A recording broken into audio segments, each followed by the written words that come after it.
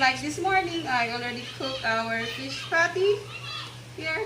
And I already baked some bread for my kids love to make it as a burger.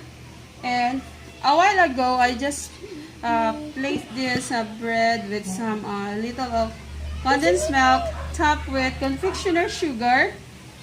Ready for, we're going to put in here our pancake syrup. No. And I also make already the pancakes ready for the pancake syrup. Because today, I am going to demonstrate how to make a pancake syrup.